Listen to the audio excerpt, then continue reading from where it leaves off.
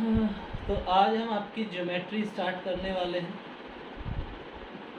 और ज्योमेट्री में जो पॉइंट्स हमें कवर करने हैं उन्हें हम देख लेते हैं।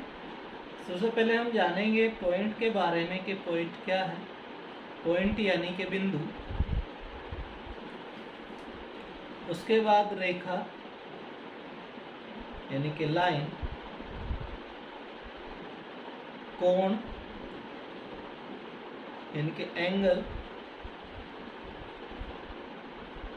फिर उसके बाद हम पढ़ेंगे बहुभुज, पॉलीगन, पॉलीगन के बाद हम पढ़ेंगे त्रिभुज। इनको हम 1 बाय 1 स्टडी करेंगे। आपके कुल मिला के ज्योमेट्री के टॉपिक्स हो जाते हैं 1 2 3 4 5 6 7 8। इन 8 टॉपिक्स में हम पूरा ज्योमेट्री का पार्ट कंप्लीट करेंगे और साथ ही साथ हम इनके जो कंबाइंड क्वेश्चंस आते हैं उनको भी स्टडी करेंगे। तो स्टार्ट करते हैं हमारा ज्योमेट्री का फर्स्ट टॉपिक, बिंदु यानी कि पॉइंट। बिंदु के बारे में हम जानेंगे, पॉइंट के बारे में हम जानेंगे। पॉइंट के बारे में सबसे पहली बात जो है वो हमें पता होना चाहिए कि भी एक पॉइंट है, अगर उसके चारों ओर मुझे कोण बनाना है तो कितना होगा, 360 डिग्री का होगा। फर्स्ट पॉइंट, पहला पॉइंट यही है कि भाई एक बिंदु के चारों ओर बना कोण 360 डिग्री होता है, ये आप याद रखें। दूसरा पॉइंट, दो बिंदुओं को मिलाकर केवल और केवल एक ही सीधी रेखा खींची जा सकती है। सीधी रेखा मतलब ऋजु रेखा, आप इसको कहते हैं डायरेक्ट लाइन। एक ही ऋजु रेखा या सीधी रेखा खींची जा सकती है दो बिंदुओं से होकर। अगर ये पॉइंट 1 है, ये पॉइंट 2 है तो।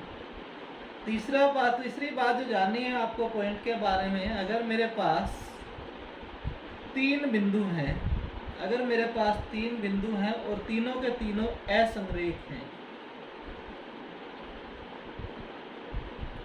असंरेख का मतलब जो एक सीधी रेखा में ना हो, नॉन कोलिनियर।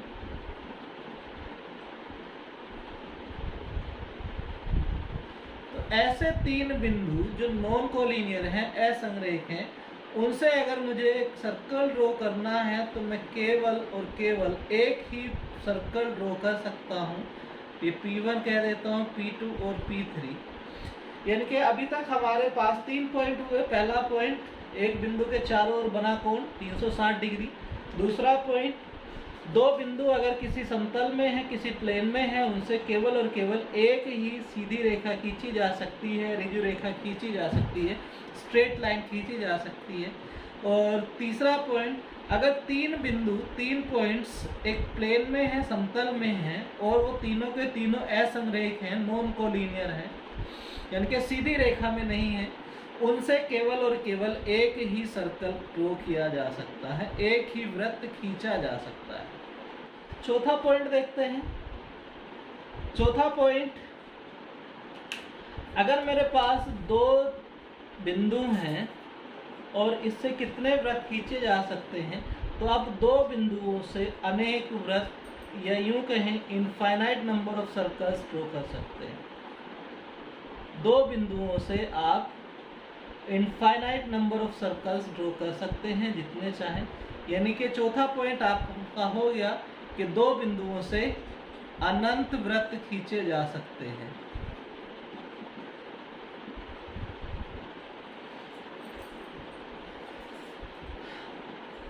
ठीक है, चौथा पॉइंट। पांचवा पॉइंट हम देखते हैं इसके बाद। अगर मेरे पास किसी समतल में कुछ बिंदु हैं और असंरेख बिंदु हैं, यानी कि इनमें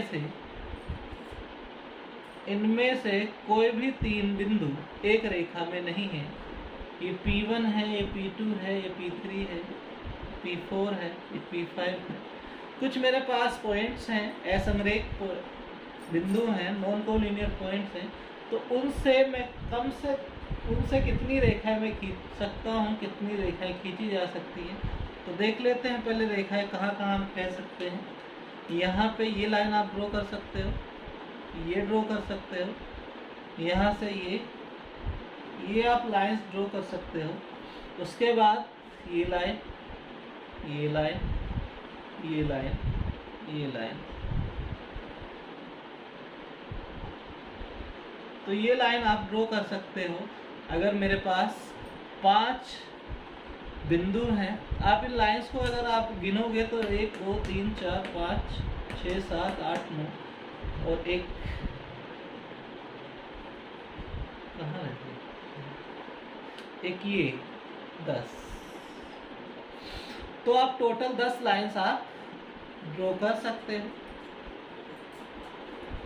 अब इसके लिए हमारे पास एक फॉर्मूला है कि टोटल नंबर ऑफ लाइंस को अगर मैं L से डिनोट करता हूँ, तो जितने आपने पॉइंट लिए हैं N से मैं डिनोट कर देता हूँ, नंबर ऑफ पॉइंट्स N है, और टोटल नंबर ऑफ लाइंस कुल रेखाओं की संख्या N × N-1/2 से आप निकाल सकते हो।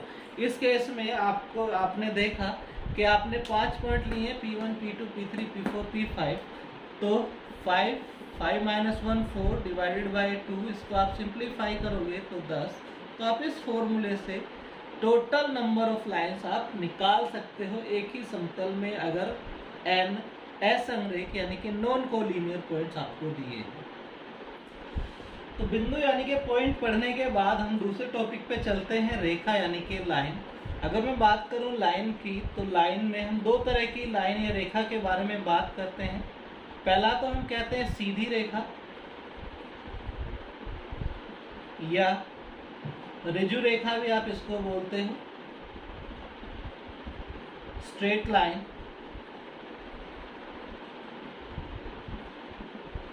और दूसरी है वक्र रेखा यानी कि कर्व्ड लाइन। अब सीधी रेखा में आप वो लाइन जो बीच में से कहीं से भी मुड़ी हुई नहीं होती, उन लाइन के बारे में आप बात करते हो। ये सारी की सारी सीधी रेखाएं हैं। और अगर मैं बात करूं वक्र रेखा की या कर्व लाइन की, तो कर्व लाइन सीधी नहीं होती, ये मुड़ी हुई होती है। इसमें जैसे आप सर्कल देखते हो, तो सर्कल को भी आप कर्व लाइन आप समझ सकते हो। आप पैराबोला देखते हो, यानी कि परवल है। आप हाइपरबोला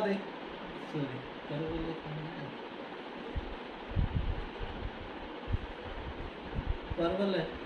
आप दीर्घवृत्त देखते हो, यानी कि एलिप्स। तो ये सारी लाइंस जो हैं ये कर्व्ड लाइंस हैं। और आपकी सीधी रेखा जो बीच में से कहीं से भी नहीं मुड़ी हुई है।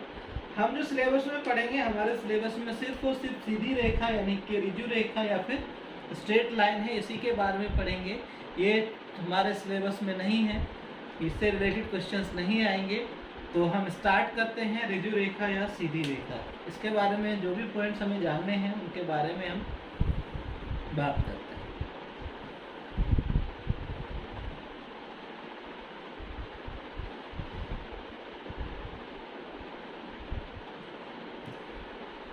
तो बात करते हैं सीधी रेखा या ऋजु रेखा की।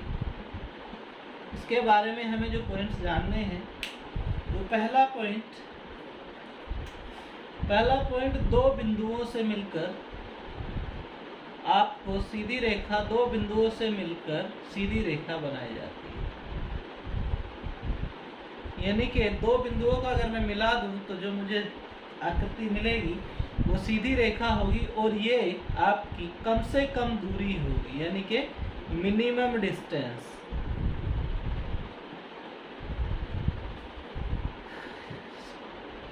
दूसरा पॉइंट, एक रेखा अगर मेरे पास है तो उसके एक ही साइड जो कोण बनेगा, अभी कोण बनेगा तो वो 180 डिग्री होता है। यानी कि एक सीधी रेखा या ऋजु रेखा के एक तरफ बना कोण 180 डिग्री होता है, और 180 डिग्री को हम ऋजु कोण भी हम कहते हैं,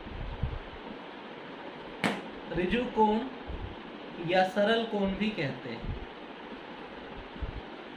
इसी पे बेस्ड है, जैसे हमने कहा सीधी रेखा या ऋजु रेखा, तो ऋजु रेखा से ही ऋजु कोण बना है, और सरल रेखा या सीधी रेखा सरल रेखा से ही आपका सरल कोण बना है।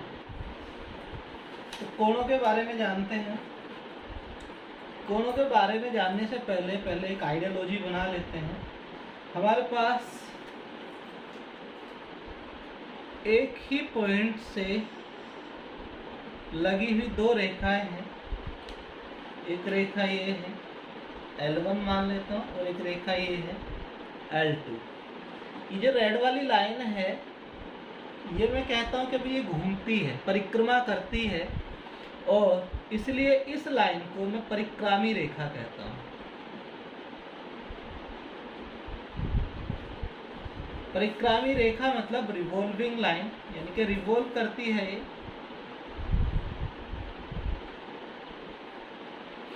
दूसरी जो लाइन है ब्लैक वाली, यहाँ से यहाँ तक जो एक दूसरी लाइन है, उसको मैं स्थिर रेखा कहता हूँ, यानी कि स्थिर रहती है, स्थिर रेखा यानी कि फिक्स्ड लाइन।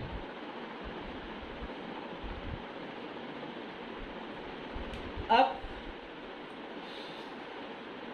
एक आइडियोलॉजी आप बनाएंगे कि भाई ये फिक्स लाइन जो है या फिर स्थिर रेखा जो है ये स्थिर रहती है, और ये रेड वाली लाइन जो है ये रिवॉल्व करती है एंटी क्लॉकवाइज।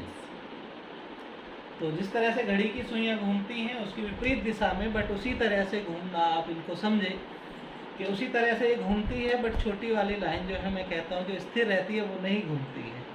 अब इस पे बेस्ड एंगल्स देखते हैं कैसे कैसे बनेंगे। सबसे पहला एंगल जो हम बात करते हैं 0 डिग्री या शून्य कोण,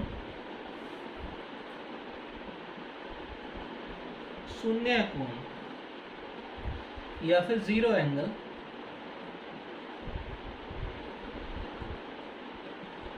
तो कैसे डिफाइन करेंगे जीरो एंगल को? अगर आपकी रिवॉल्विंग लाइन यानी कि परिक्रामी रेखा, रिवॉल्विंग लाइन यानी कि परिक्रामी रेखा अभी चलना स्टार्ट ना करे, अपनी प्रारंभिक अवस्था में ही रहती है, तो स्थिर रेखा और परिक्रामी रेखा के बीच बना कोण शून्य कोण कहलाता है। अब अगर हम बात करते हैं कि भाई स्थिर रेखा यहाँ है, फिक्स लाइन, और परिक्रामी रेखा भी यही है, परिक्रामी रेखा भी यही है, यानी कि रिवॉल्विंग लाइन।